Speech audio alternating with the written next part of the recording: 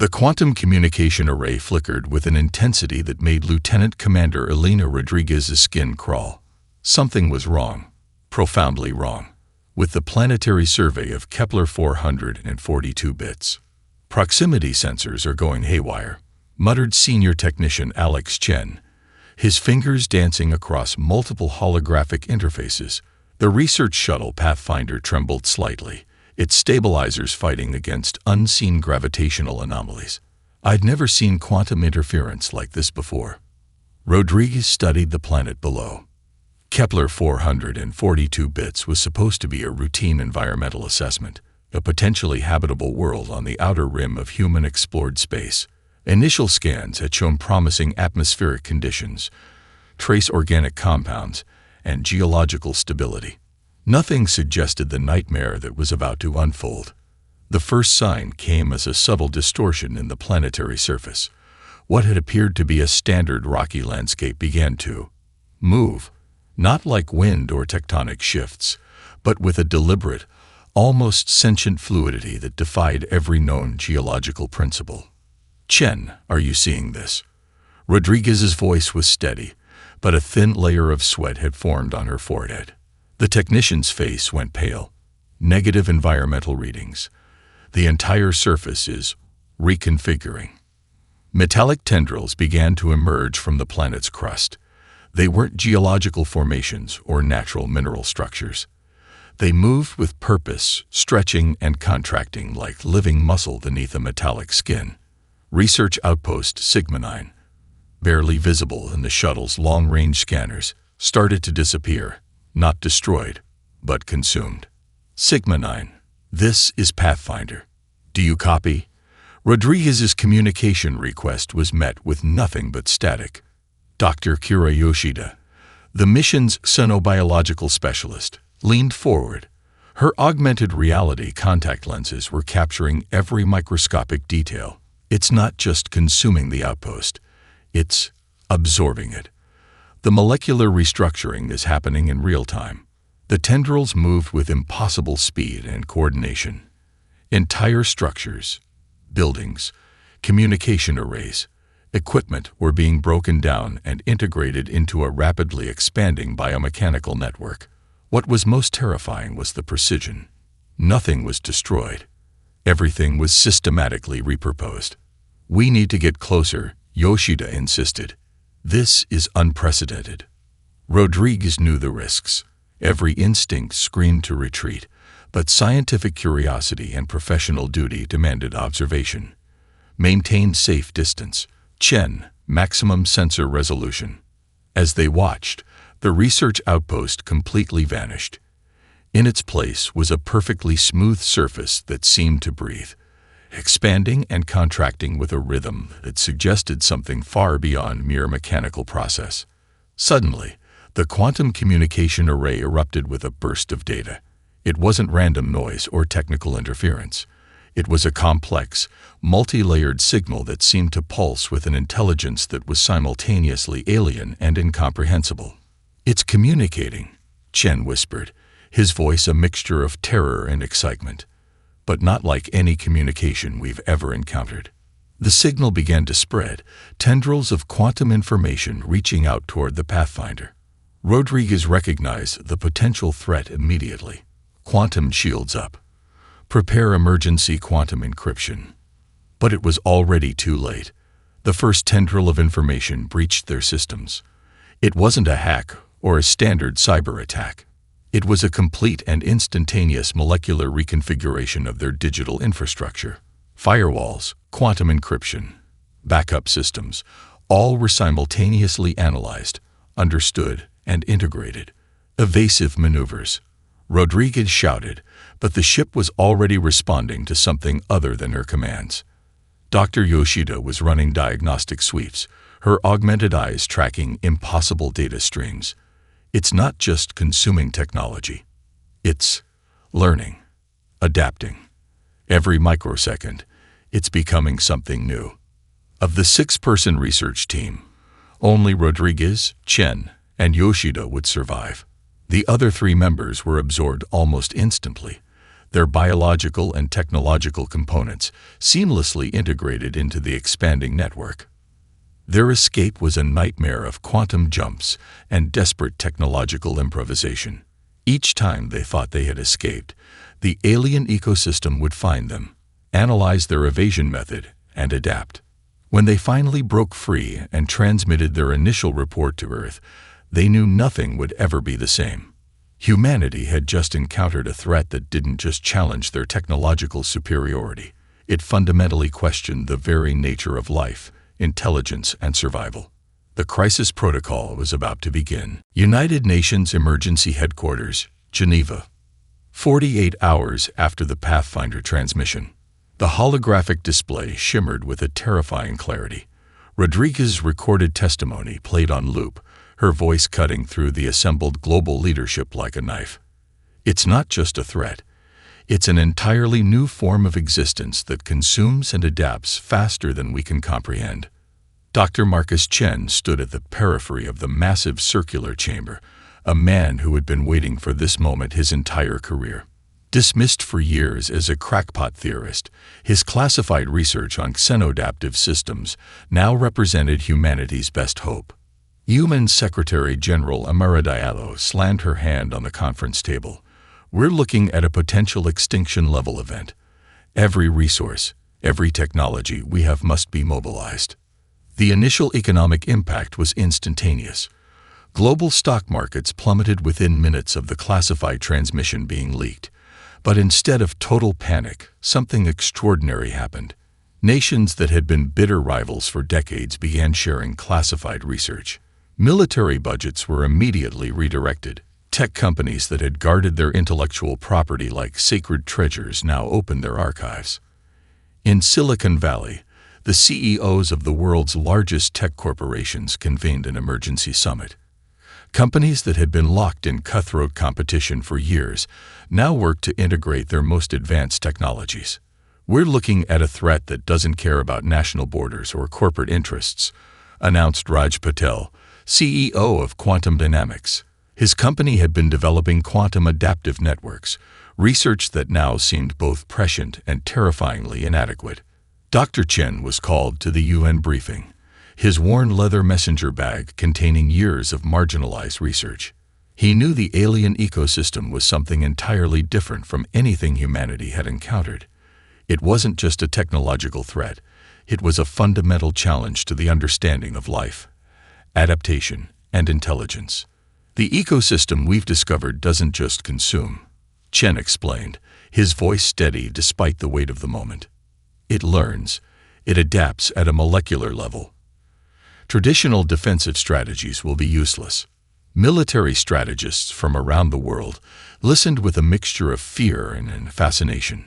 General Catherine Rodriguez, Alina's aunt and a veteran of multiple interstellar conflict resolution missions, understood the implications immediately. "We're not preparing for a war," she interjected. "We're preparing for a complete reimagining of how we understand survival." The first concrete step was the formation of the Perilous World Defenders, PWD, a multinational unit that would combine the most unconventional thinkers from military, scientific, and technological backgrounds. No traditional hierarchies would apply. Merit, creativity, and adaptive thinking would be the only qualifications. Personal stories of loss and determination began to emerge.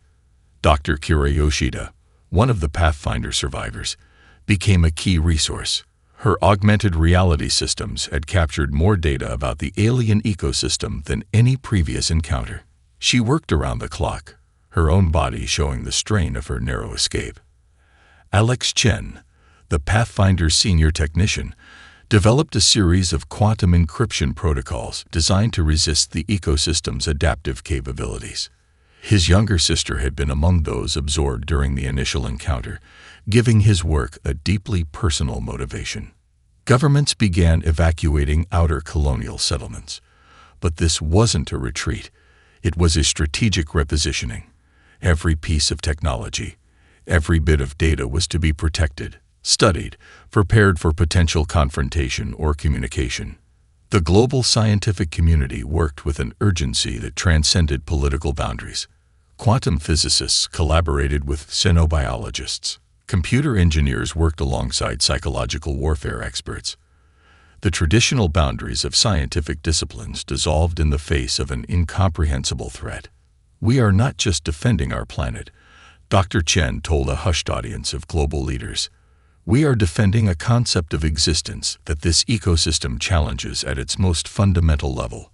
As night fell across different time zones, humanity prepared, not with fear, but with a collective determination that had defined the species through its most challenging moments.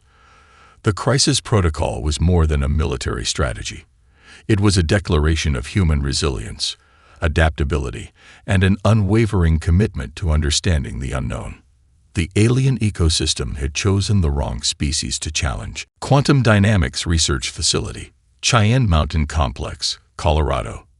The recruitment process for the Perilous World Defenders was unlike any military or scientific selection in human history. Traditional metrics of performance, academic scores, military records, psychological evaluations were thrown out entirely. Captain Elena Rodriguez stood before a holographic display featuring the potential candidates, her fingers tracing their complex backgrounds. Each was a maverick, an outlier who had been previously considered too unconventional for standard military or scientific roles. Dr. Ekura Nakamura's file was the first that caught her attention. A quantum computer engineer who had been dismissed from 3 major research institutions for dangerously speculative theories about nonlinear computational models. Her last published paper, a controversial thesis on consciousness as a computational substrate, had been roundly mocked by the scientific community. Now she might be humanity's best hope. Diego Ramirez entered the briefing room, his biomechanical prosthetics moving with an almost liquid grace. A veteran who had lost most of his body in a failed Mars colonization mission, he represented the pinnacle of human adaptability. His prosthetics weren't just replacements.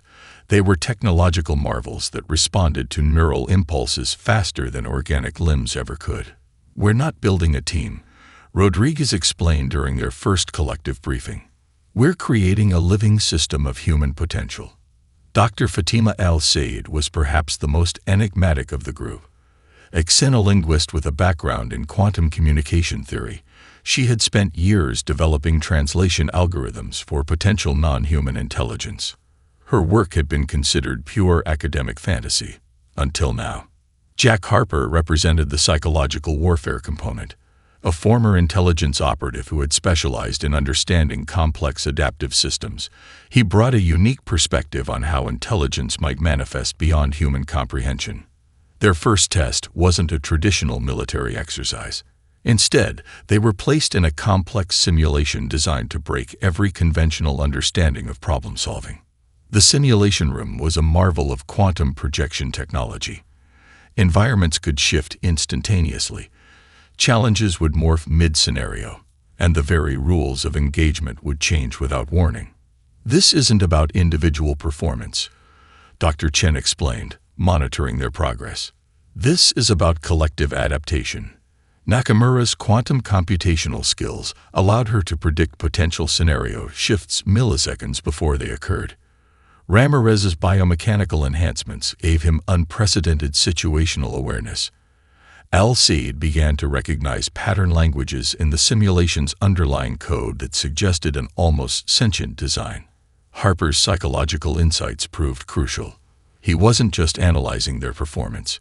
He was understanding how they thought, how they communicated, how they broke down and reconstructed their approach to seemingly impossible challenges. Their first major breakthrough came unexpectedly. During a scenario that simulated the alien ecosystem's absorption process, instead of fighting against the transformation, Al-Sayed suggested they should try to communicate with it. "We're approaching this as a conflict," she argued. "But what if it's a form of communication we haven't understood?" Rodriguez recognized the breakthrough for what it was, a fundamental shift in thinking that set humans apart. Where most species would see only threat, humans saw possibility. The team's diversity was their greatest strength. Nakamura's Japanese-American background, Ramirez's Colombian heritage, Al-Sayed's Egyptian-Canadian experience, Harper's mixed-race identity, they represented a microcosm of human potential. No single perspective dominated. Instead, they created something entirely new through their interaction. By the simulation's end, they had done more than survive. They had reimagined the very concept of survival. "You're not a military unit," Dr. Chen told them. "You're a living hypothesis about human potential." The Perilous World Defenders were more than a team. They were humanity's best hope, a group that could think beyond conventional limitations, adapt faster than any known intelligence, and transform challenges into opportunities. The alien ecosystem had no idea what was coming. Colony World Epsilon 9. 72 hours after team formation. The moment they entered the planet's atmosphere, everything went wrong. And that was exactly according to plan. "Quantum disruptors charging," Akira Nakamura called out, her fingers dancing across a holographic interface that seemed to breathe and shift with her movements. The quantum computational system she designed was unlike anything in human technological history, a living algorithm that could predict and adapt faster than traditional computing. The colony world looked like a graveyard, where Epsilon 9 had once hosted a thriving human settlement of 50,000 colonists. Now only a perfectly smooth metallic surface remained. The alien ecosystem had consumed everything: buildings, infrastructure, living beings, with a precision that defied comprehension. Diego Ramirez's biomechanical prosthetics were already running multiple threat assessment protocols. His left arm transformed, revealing a complex array of sensors that could detect molecular changes at microscopic levels. "Detection systems are going crazy," he muttered. "It's like the entire planet is one massive living sensor network." Captain Elena Rodriguez knew this wasn't a traditional military operation. "We're not here to destroy," she reminded the team. "We're here to understand." Dr. Fatima Al-Sayed was the first to notice the subtle communication patterns. Her xenolinguistic algorithms were picking up something extraordinary, not a language in the traditional sense, but a complex series of informational exchanges that existed somewhere between communication and physical transformation. "It's responding to us," she said, her voice a mixture of excitement and terror. "Not just detecting our presence, but actively interpreting our approach." Jack Harper's psychological warfare training kicked in. He wasn't looking at the physical landscape. He was analyzing the informational ecosystem, the way the alien system was processing their arrival. Their initial approach was deliberately chaotic. Nakamura had designed a quantum computational model that would present multiple simultaneous threat scenarios. The goal wasn't to attack, but to force the alien ecosystem into a state of computational complexity.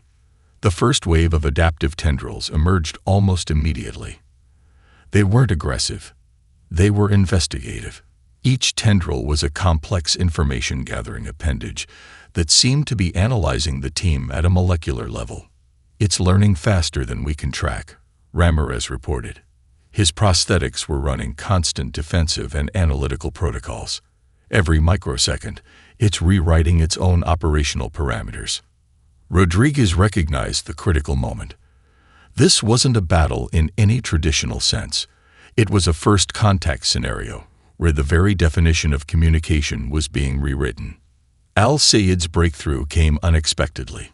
"It's not trying to consume us," she announced. "It's trying to understand us." The alien ecosystem began to reshape the immediate environment. Metallic structures rose and fell like liquid metal, creating complex geometric patterns that seemed to pulse with an internal logic. Each formation was a hypothesis, a potential method of comprehending the human presence. Nakamura's quantum systems were working overtime. She wasn't just tracking the ecosystem's movements. She was creating a real-time computational model of its adaptive capabilities. "It's not a single intelligence," she realized. "It's a distributed network that learns and transforms continuously." Harper's psychological insights proved crucial. "We can't approach this as a threat," he said. "We need to present ourselves as a complex, adaptive system." The team began to move as a single, coordinated unit. Their individual capabilities became part of a larger, more complex informational exchange. Ramirez's biomechanical systems, Nakamura's quantum computations, Al-Sayed's linguistic algorithms, Harper's psychological models, all became part of a unified communication attempt. The alien ecosystem's response was unlike anything they had anticipated. Instead of consuming or attacking, it began to create. Complex structures emerged that seemed to be attempts at mimicking the team's collaborative approach. "It's learning cooperation," Al-Sayed whispered, "not through destruction, but through understanding." As the engagement concluded, they had achieved something far more significant than a military victory. They had initiated a form of communication that challenged everything humanity understood about intelligence, adaptation, and survival. The Perilous World Defenders weren't just a team anymore. They were proof of humanity's most extraordinary capability, the ability to transform potential destruction into an opportunity for understanding. Quantum Dynamics Research Facility. 2 weeks after Epsilon 9 encounter, Dr. Marcus Chen's laboratory looked more like a living organism than a traditional research space. Holographic projections danced around him, each representing a different aspect of the alien ecosystem's computational structure. Walls of quantum reactive surfaces shifted and pulsed, adapting to the data being processed. "It's not just a technology," Chen muttered to himself. "It's a philosophy of existence." The breakthrough came from an unexpected collaboration. Dr. Akira Nakamura had been working for days without sleep, her quantum computational models pushing the boundaries of what was considered possible. Her latest breakthrough was the mimetic disruptor, a concept that was part technology, part linguistic algorithm, part philosophical construct. Nakamura's theory was revolutionary. The alien ecosystem didn't just process information, it interpreted existence through a complex, adaptive language of molecular transformation. Traditional communication methods were useless. They needed something that could communicate at the fundamental level of adaptive intelligence. "We're not creating a weapon," she explained to the research team. "We're creating a translation matrix that exists between technology and consciousness." The mimetic disruptor was built on a breakthrough understanding. Information itself could be a form of adaptive intelligence. It wasn't about sending a message, but about creating a computational environment that could negotiate meaning. Diego Ramirez contributed his biomechanical expertise. His prosthetic systems had captured unprecedented data during the Epsilon 9 encounter. Each of his artificial limbs was now a sophisticated sensor array that could translate molecular-level interactions into comprehensible data. "Look at this," he said, projecting a complex holographic model. "The ecosystem doesn't just adapt. It reimagines its entire operational parameters with each interaction." Dr. Fatima Al-Sayed's linguistic algorithms were crucial. She had developed a theoretical communication framework that treated information as a living, adaptive entity. Her work suggested that language wasn't just about communication, it was about creating shared realities. The first test of the mimetic disruptor was nothing short of terrifying.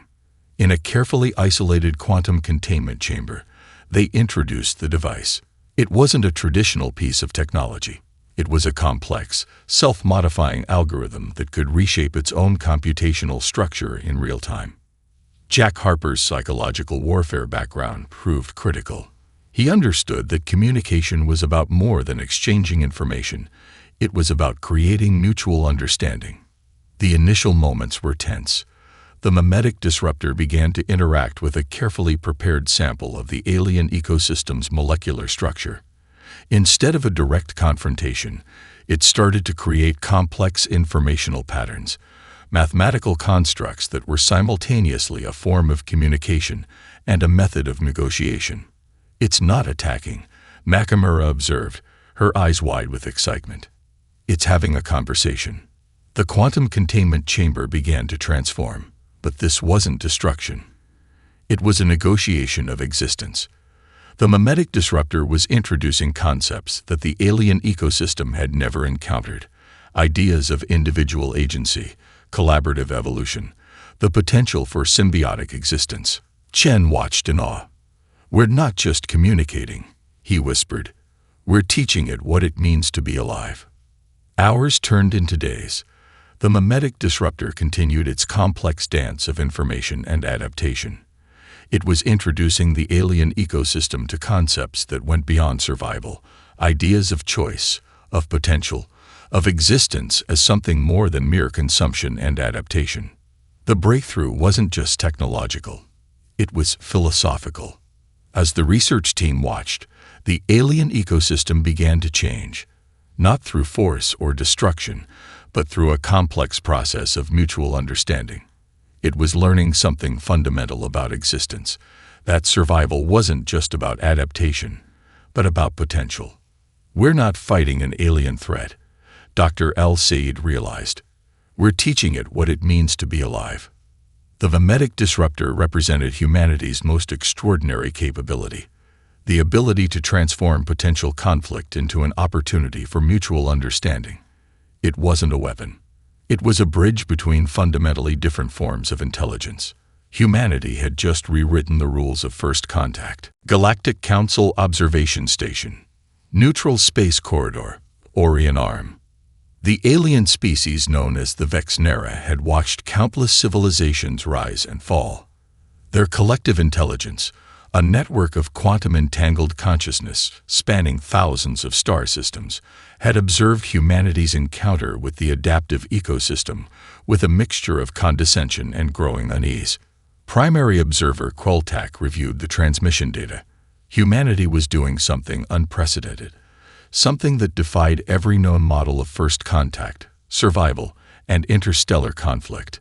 "They're not destroying the ecosystem," Queltac reported to the Galactic Council. "They're communicating with it." The council chambers erupted in a cacophony of translated responses. The Kralexi delegation, a silicon-based intelligence that had long considered itself the pinnacle of adaptive technology, was particularly agitated. "Impossible," argued High Delegate Xinra. "No species can transform an existential threat into a potential ally. It violates every known principle of survival." But the data was irrefutable. The human team led by Captain Elena Rodriguez had done something truly extraordinary. Their mimetic disruptor wasn't a weapon of destruction. It was a complex, philosophical, and technological bridge that was fundamentally reshaping the nature of the adaptive ecosystem. On the observation deck, holographic representations of multiple alien species watched the unfolding drama. The Quantum Collaborative, a network of energy-based intelligences, was particularly intrigued. Their representative, a shimmering construct of pure information, noted every nuanced interaction. "Observe their methodology," the Quantum Collaborative representative explained. "They are not fighting. They are negotiating the very concept of existence." The human approach was unlike anything in galactic records. Most species encountered with a threat would either attempt total destruction or complete isolation. Humanity was doing something entirely different. They were attempting to understand, to communicate, to transform. Captain Rodriguez's team became an unexpected diplomatic force. Dr. Fatima El-Sayed's linguistic algorithms were breaking down communication barriers that had existed for millennia. Her work suggested that language wasn't just about exchanging information. It was about creating shared realities. Dr. Akira Nakamura's quantum computational models were equally revolutionary. She had created a communication matrix that treated information as a living, adaptive entity. The Vexnera researchers were particularly fascinated. Their own computational models had never conceived of such an approach. Diego Ramirez's biomechanical systems provided unprecedented insights. His prosthetic technologies demonstrated a level of biological-technological integration that challenged fundamental assumptions about the nature of intelligence and adaptation. Jack Harper's psychological warfare background proved to be the team's most unexpected weapon. He understood that true communication was about more than exchanging information. It was about creating mutual understanding. The Galactic Council watched as humanity did the impossible. They weren't just defending themselves. They were expanding the very concept of intelligent interaction. "They are teaching the ecosystem," the Krelexi delegate whispered, a note of grudging respect in their translated communication, not through force, but through understanding. As the observations continued, something extraordinary happened. The adaptive ecosystem began to change, not through destruction or consumption, but through a process of mutual negotiation. It was learning concepts that went beyond survival, ideas of choice, of potential, of existence as something more than mere adaptation. Quilltac's final report to the Galactic Council was unprecedented. Humanity is not just a species. They are a philosophical force. They have transformed an existential threat into a potential ally through a process that defies our most fundamental understanding of survival and communication. The implications were staggering. Humanity had just rewritten the rules of first contact, of survival, of what it meant to be an intelligent species in the universe. The Galactic Council fell silent. Something fundamental had changed. Humanity had just shown that the most powerful technology wasn't a weapon, it was understanding. Deep space, quantum resonance zone. Coordinates unknown. The final confrontation was nothing like anyone had predicted. Captain Elena Rodriguez watched as the boundaries between technology, intelligence, and consciousness began to blur. The Perilous World Defenders had become more than a team. They were a living hypothesis about the nature of existence. Dr. Ekura Nakamura's quantum computational systems were operating at a level beyond traditional understanding. Her mimetic disruptor had transformed from a technological tool into something that defied conventional classification. It was simultaneously a communication device, a philosophical construct, and a bridge between fundamentally different forms of intelligence. "We're not fighting," Nakamura said, her voice calm despite the incomprehensible complexity surrounding them. "We're negotiating the very fabric of existence." The alien ecosystem had brought them to a location that existed between traditional space-time coordinates. Here, information was a physical substance, and thoughts could reshape reality. Diego Ramirez's biomechanical systems were working at their absolute limit, translating molecular interactions that occurred faster than light could travel. Dr. Fatima Al-Sayed's linguistic algorithms were creating communication patterns that were part language, part mathematical construct, part philosophical dialogue. She had discovered something profound. Communication wasn't about exchanging information, but about creating shared realities. Jack Harper's psychological warfare expertise had evolved into something far more complex. He wasn't just analyzing the ecosystem's potential responses. He was helping to construct a mutual understanding that transcended traditional concepts of threat and survival. The ecosystem began to reveal its true nature. It wasn't a single intelligence, but a distributed network of adaptive consciousness. Each interaction was a negotiation, each moment a potential for transformation. "It's not trying to consume us," Al-Sayed realized. "It's trying to understand what it means to be individual." Rodriguez recognized the critical moment. This was humanity's true strength, the ability to transform potential destruction into an opportunity for mutual understanding. Ramirez's biomechanical systems began to interface directly with the ecosystem. His prosthetic technologies, developed through years of human adaptation and resilience, became a living bridge. Each molecular interaction was a dialogue, each moment a potential for new understanding. The quantum resonance zone began to shift. Reality itself seemed to become malleable, responsive to the team's collective consciousness. Nakamura's computational models were no longer tracking the ecosystem. They were co-creating a new form of existence. "We're teaching it what it means to be alive." Chen's voice came through their communication link, not through force, but through potential. The ecosystem began to fragment and reconstruct. But this wasn't destruction. It was a process of understanding, of negotiation. Concepts of individual agency, of choice, of potential began to emerge in ways the ecosystem had never conceived. Harper's psychological insights proved crucial. He understood that true communication was about creating a shared narrative of existence. The ecosystem was learning something fundamental, that survival wasn't just about adaptation, but about potential, about choice. Nakamura's final computational model was nothing short of revolutionary. She had created a communication matrix that treated information as a living, adaptive entity. The ecosystem wasn't just receiving information, it was participating in the creation of a new form of understanding. "We're not conquering," Rodriguez said, her voice carrying a profound understanding. "We're evolving together." The moment of transformation was both violent and peaceful. The ecosystem began to restructure itself, not through destruction, but through a process of mutual understanding.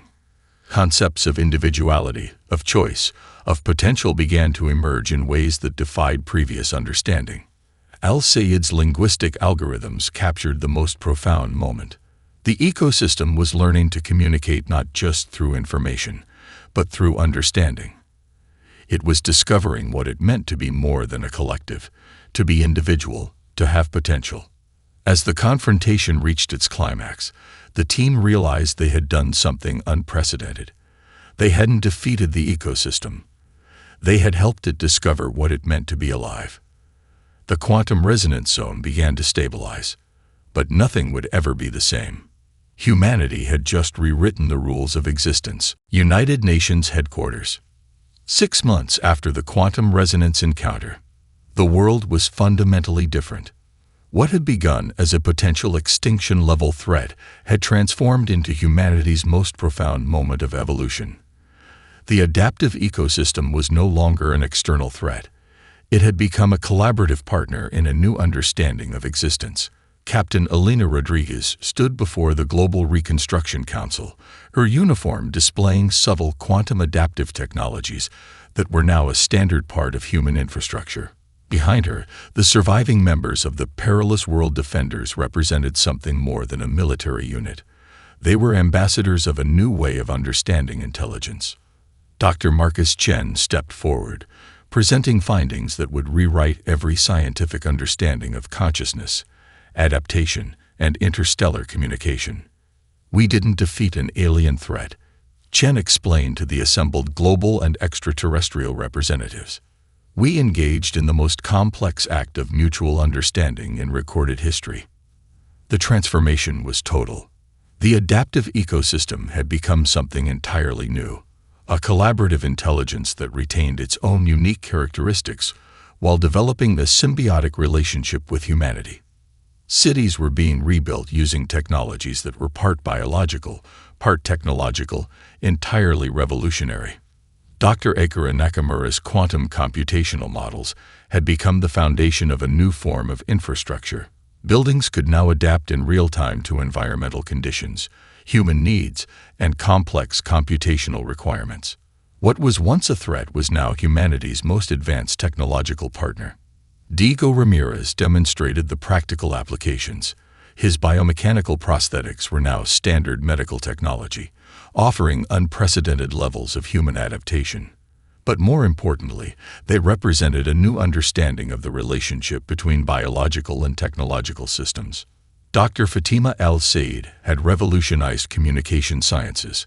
Her linguistic algorithms had become the foundation of a new form of interstellar diplomacy. Humanity was no longer just another species in the galactic community. They were now recognized as a unique form of intelligence capable of transforming potential conflicts into opportunities for mutual growth. Jack Harper's psychological insights had transformed global conflict resolution. The principles used to communicate with the adaptive ecosystem were now being applied to human interactions, diplomatic relations, and social structures. The Galactic Council observers watched in a mixture of awe and barely concealed fear. Humanity had done something unprecedented. They had turned an existential threat into a collaborative partner. "We are not conquerors," Rodriguez told the assembled representatives. "We are negotiators of potential." The technological advances were staggering. Energy production, environmental restoration, medical technologies, all had been revolutionized by the symbiotic relationship with the adaptive ecosystem. Planets once considered uninhabitable were now being transformed through collaborative technologies that could adapt and reshape environments in real time. But the most profound changes were philosophical. Humanity had discovered something fundamental about the nature of intelligence, of existence, Survival was no longer about dominance or destruction. It was about understanding, about potential, about the capacity to grow and transform. The crisis protocol had become something far more significant than a military strategy. It was a new approach to existence, a way of understanding that saw potential in what others might consider a threat. Dr. Chen's final report to the Galactic Council was both a scientific document and a philosophical manifesto. Intelligence is not about survival. It's about the capacity to understand, to grow, to transform. Humanity's greatest strength is not our technology, not our adaptability, but our ability to see potential where others see only conflict. The surviving members of the Perilous World Defenders stood as living proof of this philosophy. They were no longer just a team. They were ambassadors of a new way of understanding existence. As the first wave of collaborative human ecosystem exploration vessels prepared for launch, humanity looked to the stars with a new understanding. They were not just explorers or conquerors. They were negotiators of potential, transformers of existence. The universe would never be the same.